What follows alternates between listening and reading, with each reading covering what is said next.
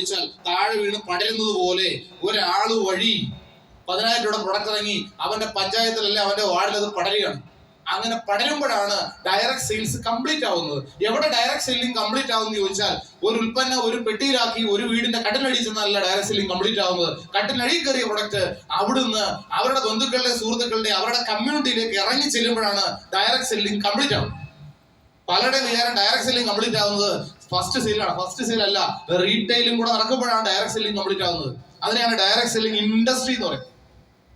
ഇത് ഇൻഡസ്ട്രിയാണ്. ഇൻഡസ്ട്രി ആവണമെങ്കിൽ ഇൻഡസ്ട്രിയിൽ ആയിരക്കണക്കിന് ആൾക്കാർ ബന്ധപ്പെടണം. ആ ആയിരക്കണക്കിന് ആൾക്കാരിലേക്ക് ഇത് കൊടുക്കാൻ നമ്മൾ പറ്റണം. നമ്മുടെ കട്ടിലടി വെച്ച് പ്രാർത്ഥിച്ചുകൊണ്ടത് ഒരു കാര്യവുമില്ല.